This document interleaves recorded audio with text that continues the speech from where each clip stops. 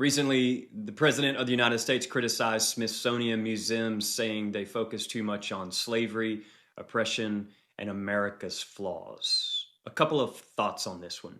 First, it's important that we be very clear. This isn't about what he calls, quote, restoring truth, unquote. This is whitewashing history. This is sanitizing the brutal parts to protect some national image. Swiss psychiatrist Carl Jung called this the shadow. He said, shadows are the parts of ourselves we repress, deny, or even sometimes are unaware of. One of the great American shadows includes slavery, segregation, white supremacy, and systemic racism. And we're fooling ourselves if we believe we can just sweep this history under the rug. My experience has been that just because it's out of sight doesn't mean it's out of body. Repressing wounds can masquerade as healing wounds, but repressing wounds only really relocates wounds. It does not actually heal them. Healing comes from telling the truth.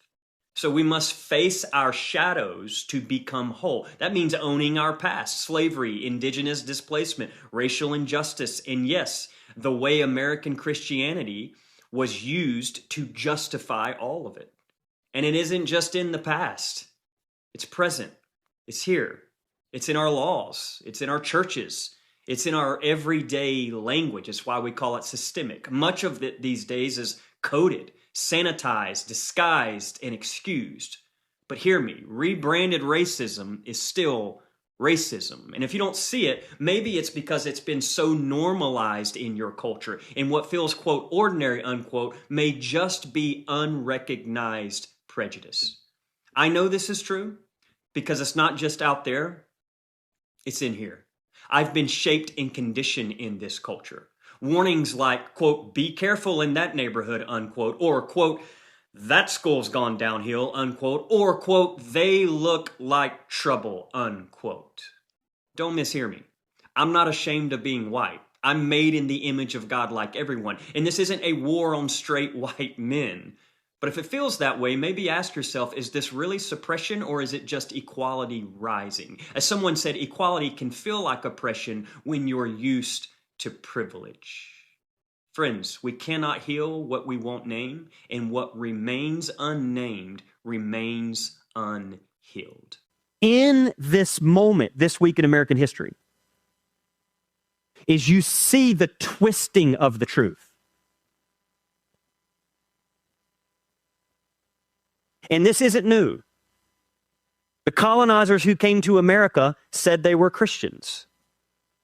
The KKK said they were Christians. There have been mass shooters whose profile said they were Christians. There were insurrectionists on January 6th who flew Christian paraphernalia. They claimed to be Christians. There were, check this out, some of you know this, slave owners who claim to be Christian. And what I want to say is I can no longer, as a pastor, as a human, and as someone who's given their life to the way of Jesus, I can no longer stand by as Christianity gets hijacked by a particular agenda that is not the way of Jesus. I cannot stand by as a Christian and watch Christ's name get hijacked to further justify hate, racism, bigotry, misogyny, and white supremacy.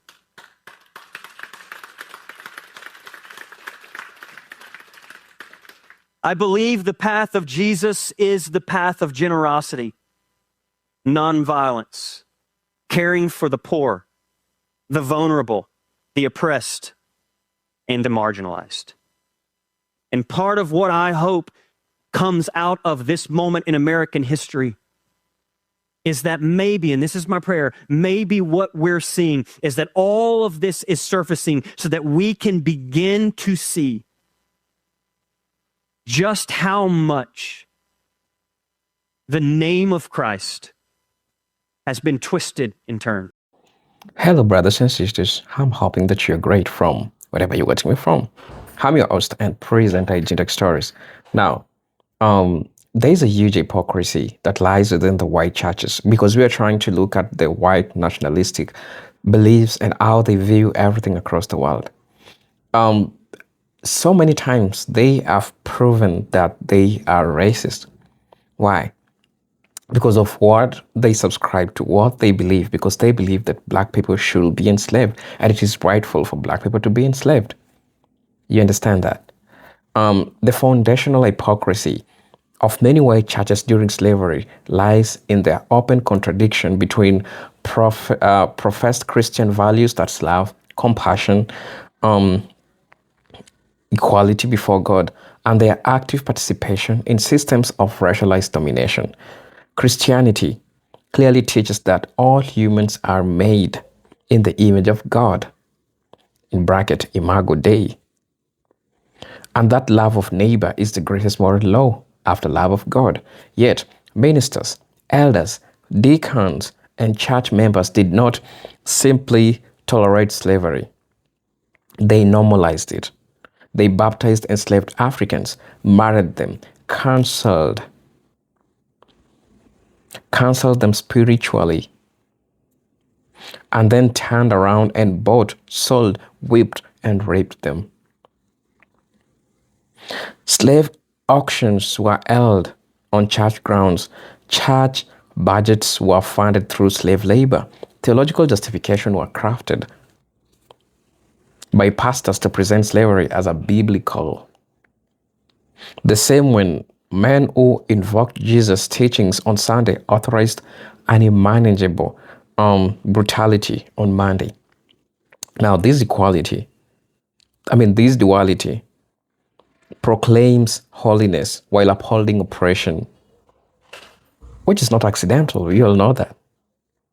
It is a deliberate moral construction designed to ease the white conscience while preserving white power. Brothers and sisters, this white preacher that you are here to watch is going to reveal important things that I believe that we need to talk about. So let's watch the video. I'll be back and then I'll be sharing my thoughts at the end of it. I'm your host and presenter, Hijacking Stories. And if you know you're watching me for the first time, I'm asking you to please subscribe to the channel, join the membership, and really get so I can offer you. For those always coming around, man, I'm really thank you for the support that you're giving me. So let's get into it. I'll be back. Call it whatever you want. Sanitized racism. Call it rebranded racism. But as a white male, let me just speak to any other white males that are listening or white people that are listening in general. We're not fooling anyone, and we're not fooling ourselves. And I know, because I was raised and conditioned to see the world a particular way, I know what my ears are hearing. And you can place all the context you want around it. Someone said to me recently, Pastor, he did not say, quote, black women. You're right. He called specifically 4 black women, one of which was Michelle Obama. And these educated black women is who he was talking about. And in the context, it doesn't change.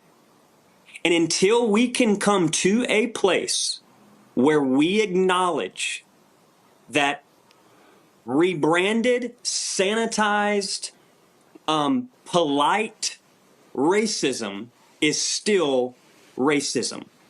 And the great Franciscan priest Richard Rohr says it like this. He says, you cannot heal what you do not acknowledge.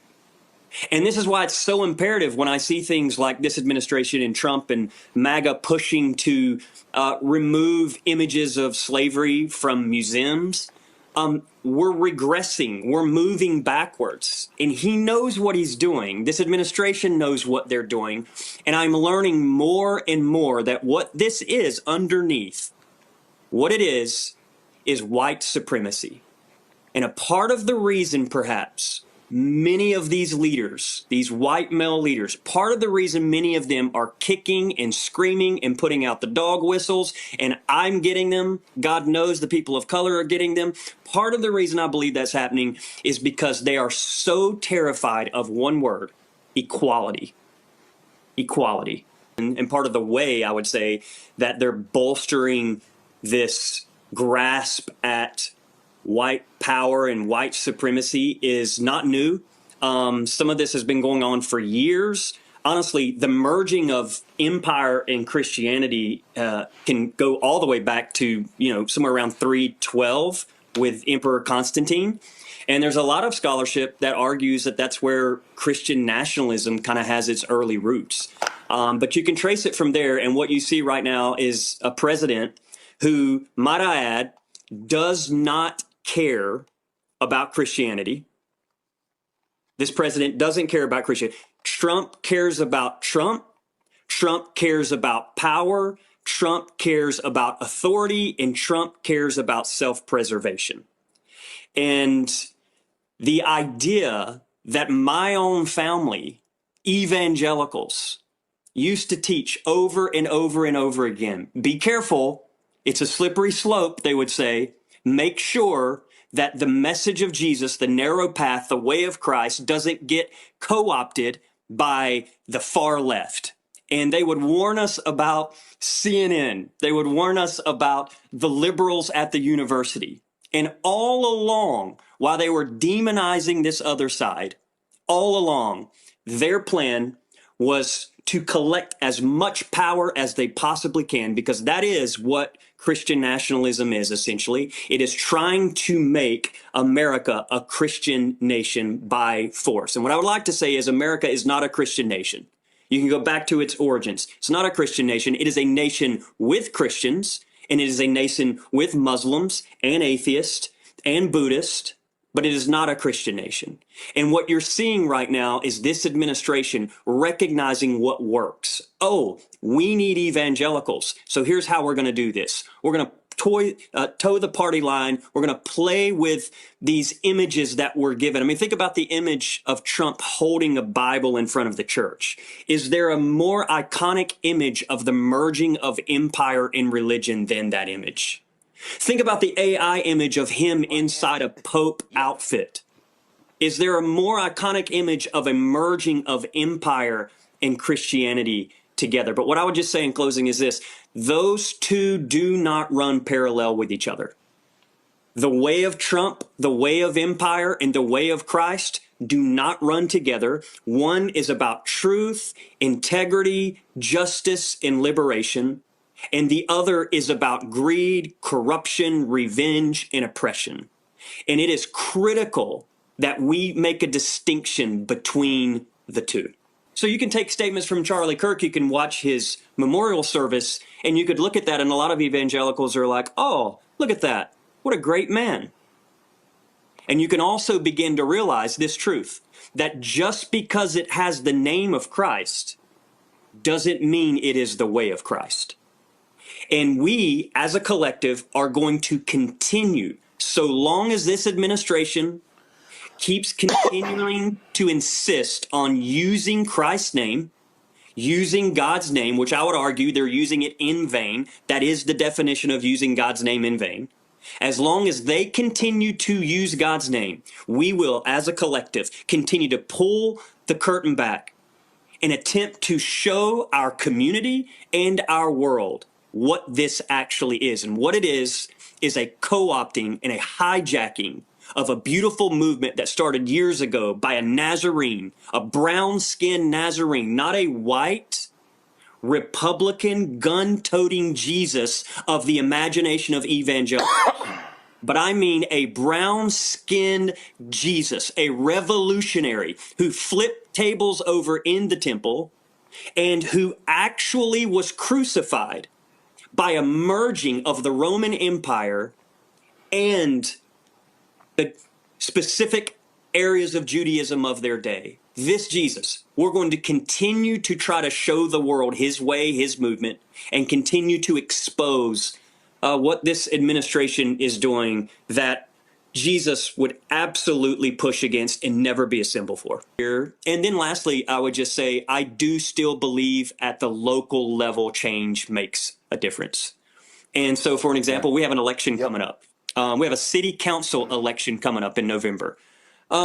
We tell our people, we don't want to hear you griping and complaining about who the president is if you're not voting this November in the city council decision. Exactly. Because local officials matter. In Cobb County, which is where I'm at, listen, that Georgia matters. We are a state right now, particularly in this, the midterms and the next election. We are a state that's going to be critical. And so collectives like ours, churches like ours that have a steeple that look like a traditional church, but we've got a whole bunch of folks who've deconstructed and reconstructed and reframing and trying to get back to the original Jesus movement that got hijacked from Constantine forward. Like there's a whole group of us that are attempting to move into our families going, do you hear what you're saying? Do you see what you are supporting? And some of them do. And I would also say there are still a couple that I believe with all my heart, they just don't see it and they don't understand it. Now, part of the reason that is, and hear me out, is because they sit around and they watch Fox News all day long. And so they're in their echo chamber and they're just hearing these narratives being repeated.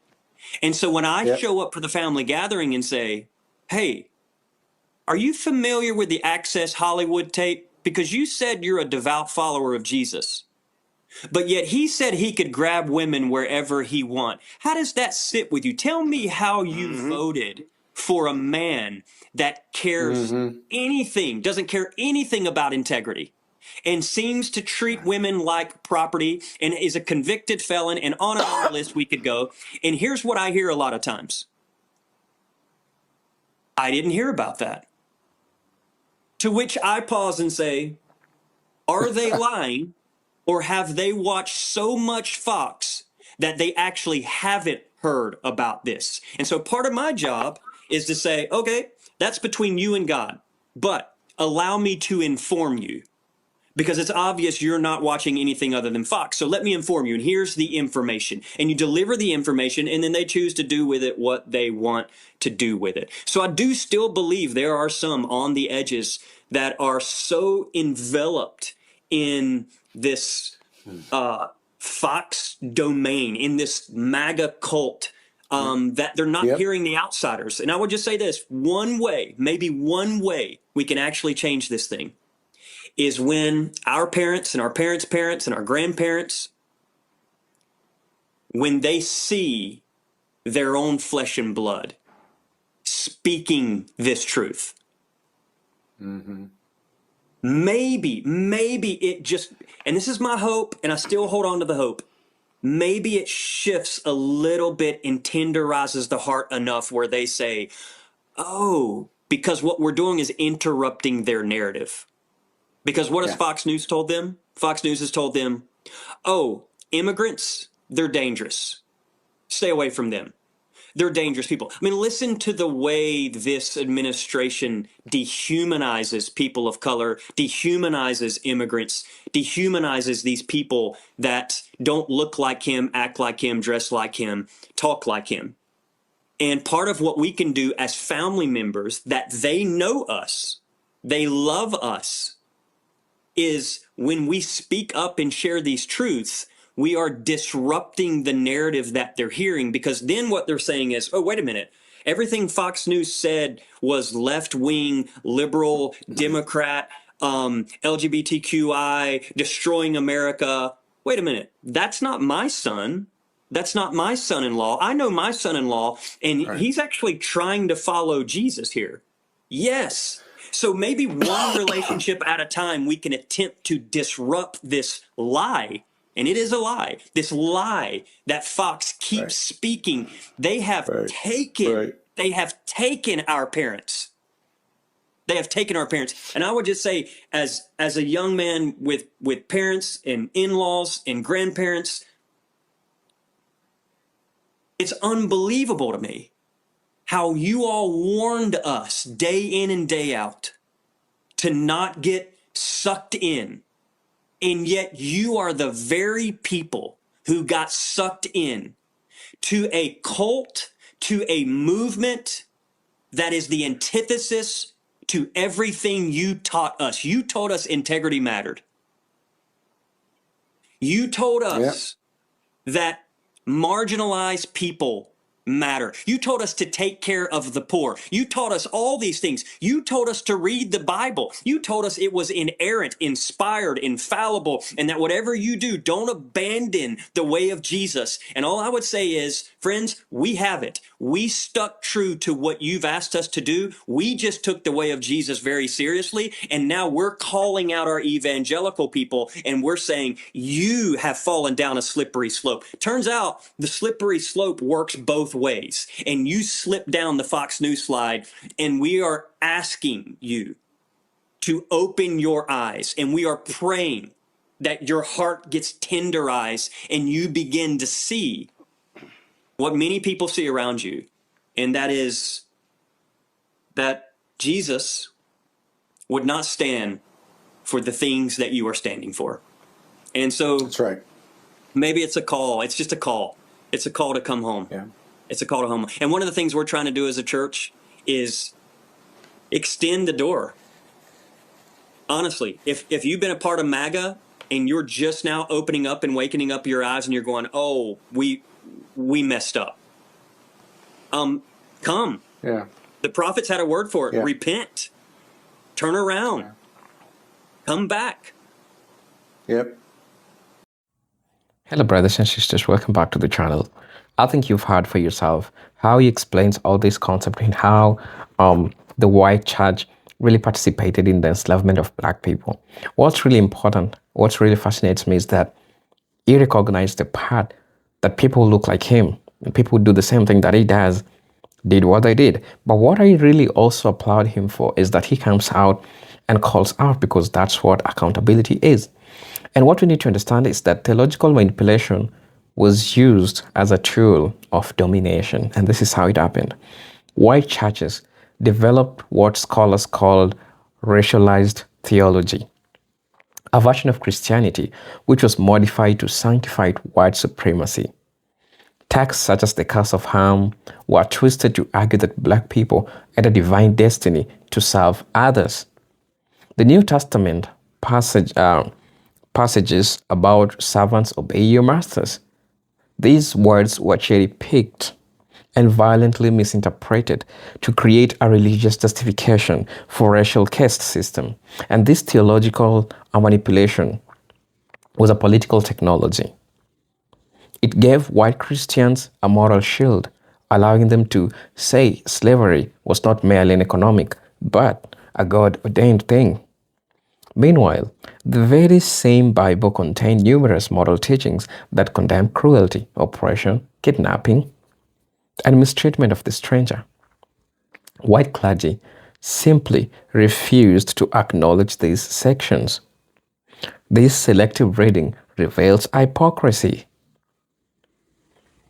The Bible was not the authority white dominance was. Scripture was only the tool they weaponized to rationalize behavior they already wanted to commit. Right?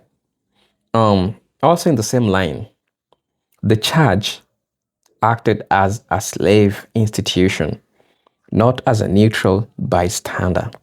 You know, a major point often hidden in mainstream narratives is that white churches were not quietly complicit. They were actively institutional participants.